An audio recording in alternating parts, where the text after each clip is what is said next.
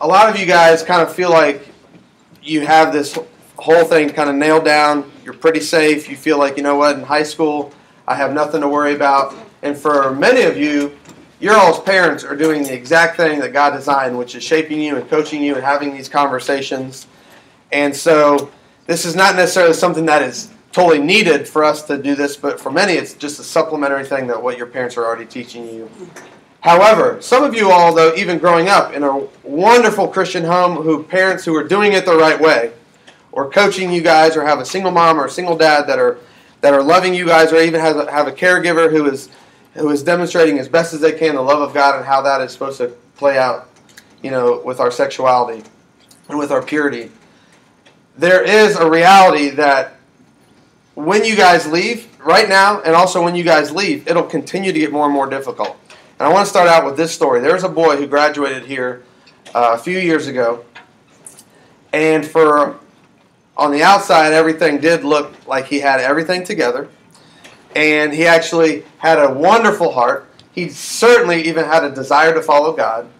And I remember a year after he was in college, he met with me, and we met over his Christmas break, and we sat down, and he was just sharing me some of the neat things about college, and then he had this thing that was clearly still on his shoulders, and I said, "What else? What else is there?"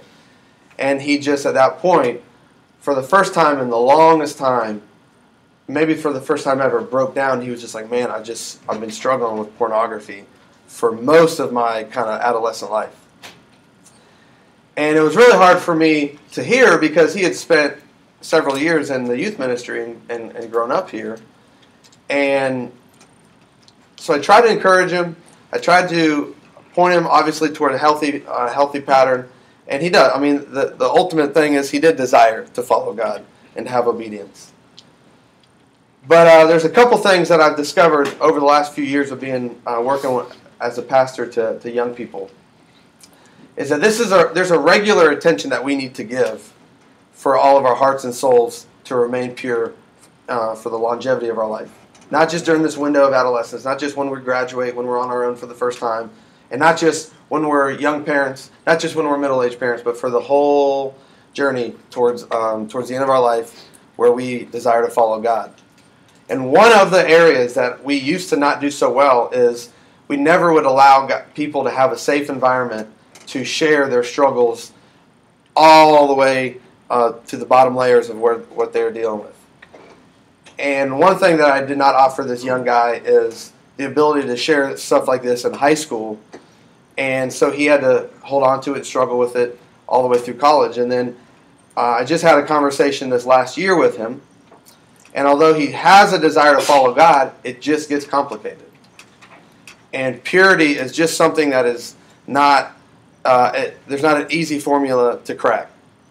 And so one of the conversation we just had over this last year was, now that he's graduated and he has a girl that he desperately loves, well, he doesn't really understand where in the Bible it goes beyond describing, like, as long as you don't have sex, then what is really the boundary? And in fact, when she will sometimes, when they're together sometimes, because they live in different areas, when they're together, they won't have sex, but they'll just sleep together. And he's like, I don't see where in the Bible it just says specifically, don't sleep together, or rather you can sleep, but just don't have, actual sex, or as long as you don't penetrate, then you're fine, and where are all those boundaries? And he even said, where in the Bible does it say where the boundaries are, what I'm not to do and what I am to do?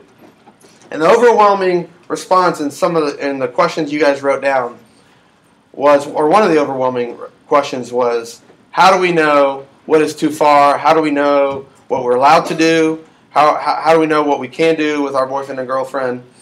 And that's what we are longing, and that would be the easiest thing for us to do, is to come here and basically give a do's and don'ts list, right? And so what would be the most simple thing is for me to kind of go study the Word top to bottom and say, all right, I've discovered that these are the things that we can do, and these are the things that we should not do when it comes to sexuality, and I'm just going to list them. And just like Pastor Steve said a while back when he was teaching on the Sabbath, it's kind of a similar situation where we're like, we just want to know what we're allowed to do on the Lord's Sabbath and what we're not allowed to do. It just isn't that easy. It's not as simple as just giving us the do's and don'ts, because above all else, sexual purity is an issue of our heart. It begins and ends with our heart, but it goes beyond that. It's an issue of we're relational beings. We are social beings. We are spiritual beings. And God ultimately is concerned with our heart.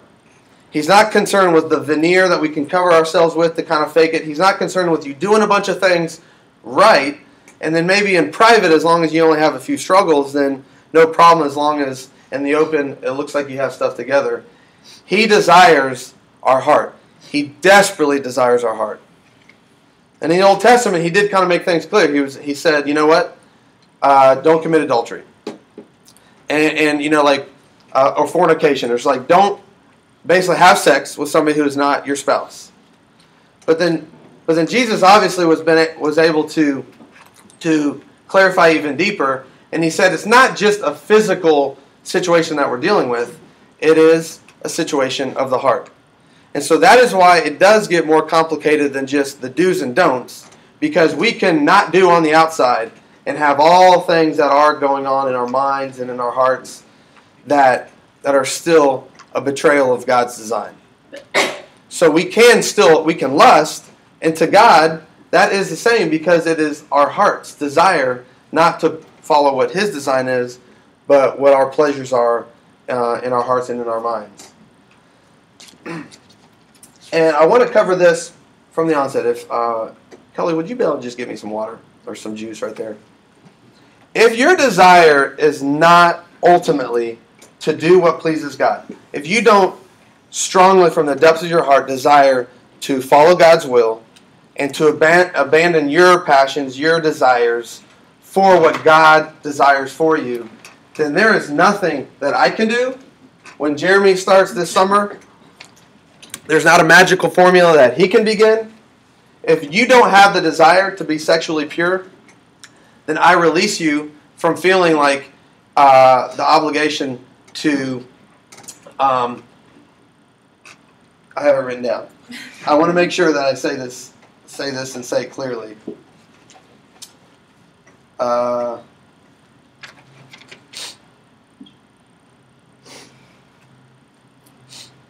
want to make sure that I don't. Oh, if your desire is not there, then I release you of the pursuit to being sexually pure, because it's your desire of heart. I cannot just simply manufacture pure teens. Your parents just can't manufacture pure teens. It is a pursuit and a desire of our heart. If your desire is to please God, is to follow after God, then by definition, that desire is to remain pure. That desire is to follow what God's design is. That desire is to receive from the Lord His best, and not just what we expect is, a simple pleasure from the, that we may come across.